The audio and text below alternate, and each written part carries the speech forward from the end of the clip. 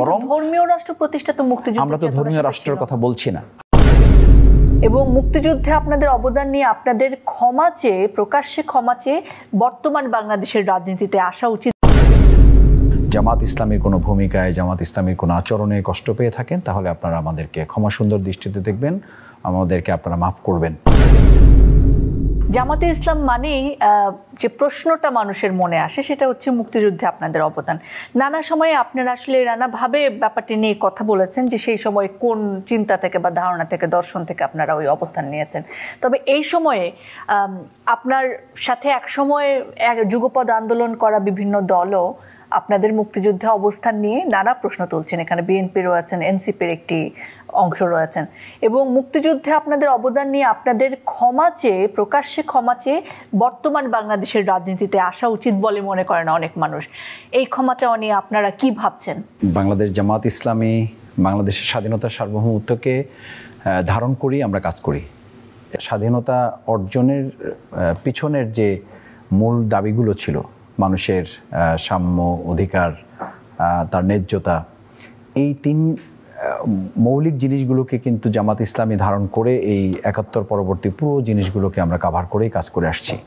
আমরা স্বাধীনতা দিবস পালন করি, আমরা বিজয় দিবস পালন করি, এবং এই প্রত্যেকটা ইস্যুতেই আমরা কথা বলে থাকি যে স্বাধীনতা অর্জন করা, যেটা মেজর জলিল বলেছিলেন, যে স্বাধীনতা অর্জন করা যত সহজ, এটা অর্থবহ করে ধারণ করা, এটা রক্ষা করা তার চেয়ে কঠিন।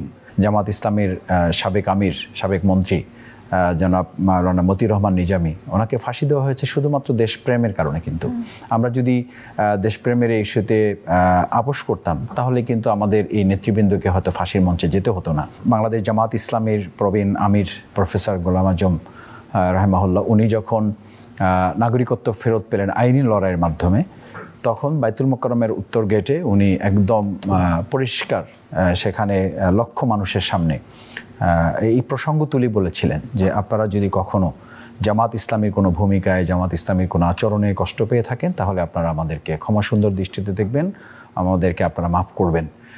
এরপরে এটা একটা, এরপরে দেখেন, এইবার যখন আমাদের মজলুম জননেতা প্রায় 12.5 বা 13 বছর পর যখন উনি হাইকোর্টের উচ্চ আদালতের নির্দেশে যখন উনি একেবারে খালাস পেলেন, নির্দোষ প্রমাণিত হলেন, এটা কিন্তু 2-3টা বিষয় খুব সিগনিফিক্যান্ট। একটা হচ্ছে যে আইনগতভাবে আমাদেরকে ৭১ ইস্যু থেকে আমাদেরকে মুক্ত করা হয়েছে, আমরা মুক্তি পেয়েছি। শুধু আজহার সাহেব মুক্তি পান নাই, বরং জামাত ইসলামীর প্রতি যে একটা পলিটিক্যাল ব্লেম গেম এটা চালানো হয়েছে, এখান থেকে জামাত আইনগত প্রক্রিয়ায় পরিষ্কার করে দেওয়া হয়েছে। সুতরাং এরপর থেকে আমার মনে হয় না যে এই ইস্যু নিয়ে আর কারো কথা বলা উচিত, বরং বললে, আমি আজহার ভাইয়ের মুখে শুনেছি উনি ইতিমধ্যে চিন্তা করে রেখেছেন যে এই প্রসঙ্গে যদি আর জামাত ইসলামীকে অ্যাটাক করা হয় অন্যায়ভাবে, তাহলে আমরা আইনগত পদক্ষেপ নিতে বাধ্য হব। এই জন্য যে লক্ষ্যে বা যে উদ্দেশ্যে তৎকালীন সময় অত্যন্ত অমানবিকভাবে এবং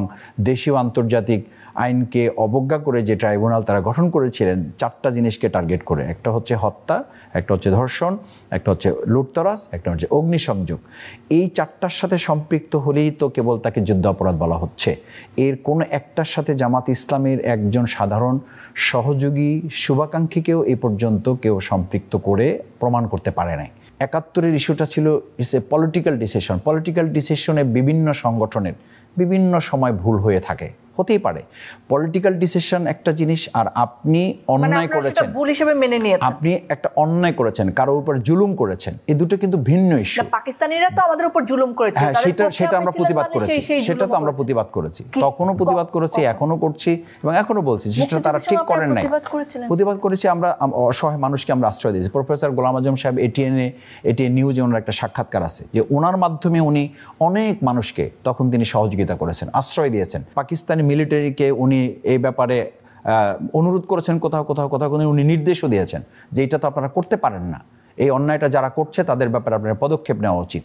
আমরা দেশ ভাগের ব্যাপারে আমাদের একটা মত ছিল, কিন্তু সেই মতটা তো এখনকার জন্য আপনি খুব গুরুত্বের ব্যাপার হওয়ার কথা না। ব্যাপারটা হচ্ছে যে আপনি দেশটা স্বাধীন হয়ে যাওয়ার পর জামাত ইসলামের ভূমিকাটা কি, সেই ভূমিকার দৃষ্টিতে যদি আপনি অন্য সমস্ত রাজনৈতিক দলগুলোকে পর্যালোচনায় নেন, তাহলে তো আপনাকে এটা খেয়াল করতে হবে যে জামাত ইসলামী এই স্বাধীনতার সার্বভৌমত্বকে অর্থবহ করে একটা গুড গভর্নেন্স, একটা সততা, একটা দক্ষতার জায়গায় একটা মানবিক রাষ্ট্র বিনির্মাণের জন্য জামাত ইসলামী সবাইকে নিয়ে কাজ করার চেষ্টা করছে। বরং ধর্মীয় রাষ্ট্র প্রতিষ্ঠা তো মুক্তিযুদ্ধ, আমরা তো ধর্মীয় রাষ্ট্রের কথা বলছি না, আমরা বলছি ইসলামের শরীর বিধান তো একজন মুসলিম হিসাবে আমি মানব না, সেটা আমার ব্যাপার।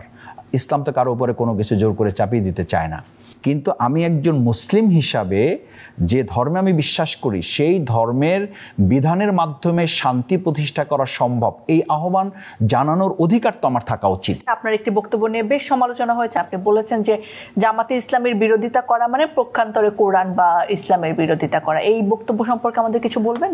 আমি কোরআনের সূত্র ধরে বলেছি, যেখানে আল্লাহ তাআলা আমাদেরকে লাকাদ কাররামনা বানি আদম, আমাদেরকে সম্মানিত করে পৃথিবীতে পাঠিয়েছেন। তো সম্মান যার যত বেশি তার দায়িত্ব তত বেশি। সেই দায়িত্বটা কি? সেই দায়িত্বটা আমি বলেছি যে সেই দায়িত্বটা হচ্ছে ইন্নী জাইলুন ফিল আরদি খলিফা। খলিফা মিনস হচ্ছে খলিফা has tradition to break the existing customs of the society. খলিফা মানে হচ্ছে সে যা কিছু অন্যায় আছে, যা কিছু মানুষের অপছন্দের ব্যাপার আছে, যা কিছু মানুষের অকল্যাণের ব্যাপার আছে, সেগুলোকে ভেঙে ওখানে কাস্টমস অফ দ্য সোসাইটি, ওখানে নতুন কিছু একটা প্রয়োজনীয় জিনিসগুলো তারা তৈরি করে দেবে। সংস্কারের এই প্রসঙ্গটা আমি তুলেছি যে সংস্কারের এই দায়িত্বটা শুধুমাত্র প্রফেসর ডক্টর ইউনূস সাহেবের সময়ের ব্যাপার না।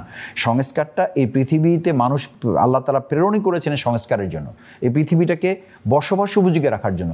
সুতরাং সংস্কারটা কোরআন প্রদর্শিত একটা ব্যাপার, কোরআন নির্দেশিত একটা ব্যাপার।